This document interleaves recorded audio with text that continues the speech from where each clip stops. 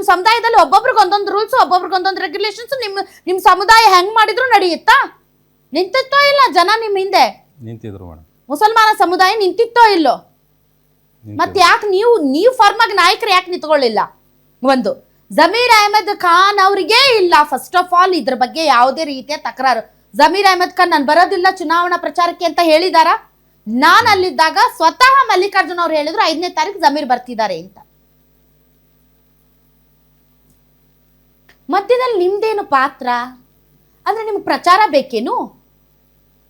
ಆ ಕಡೆ ನಲ್ಪಾಡವರು ಗಡ್ಡ ಬಿಟ್ಟ ತಕ್ಷಣ, ಟೋಪಿ ಹಾಕಿದ ತಕ್ಷಣ ಅವ್ರು ಮುಸಲ್ಮಾನರಾಗಲ್ಲ.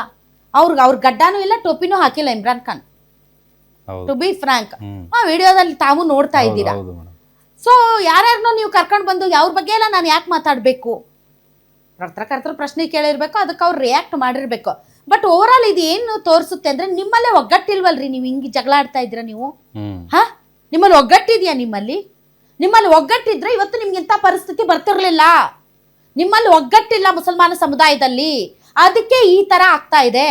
ಅಂಡ್ ಇಮ್ರಾನ್ ಖಾನ್ ನಲ್ಪಾಡ್ ಅವರು, ಐ ಡೋಂಟ್ ನೋ ನಲ್ಪಾಡ್ ಅವರು ಇದ್ರಲ್ಲಿ ಆಕ್ಟಿವ್. ನಾನು ನಲ್ಪಾಡ್ ಫೋನ್ ಮಾಡಿದ್ದೆ, ಬನ್ನಿ ಸರ್ 8 ಗಂಟೆಗೆ ವಿಚಾರದಲ್ಲಿ ಮಾತಾಡಕ್ಕೆ ಅಂತ. ನಂಗೆ ವಿಚಾರದಲ್ಲಿ ಮಾತಾಡಕ್ಕೆ ಏನೂ ಇಲ್ಲ, ಪತ್ರಕರ್ತರು ನನ್ಗೆ ಪ್ರಶ್ನೆ ಕೇಳಿದ್ರು, ಅದಕ್ಕೆ ನಾನು ಹೇಳಿದೆ. ನನ್ಗೆ ಗೊತ್ತಿರಲಿಲ್ಲ ಅವ್ರು ಇಮ್ರಾನ್ ಖಾನ್ ಬಗ್ಗೆ ಹೇಳ್ತಾ ಇದ್ದಾರೆ. ಯಾವ ಇಮ್ರಾನ್ ಖಾನು, ಯಾವ ಕಾರ್ಪೊರೇಟರ್ ನನ್ಗೆ ಗೊತ್ತಿಲ್ಲ.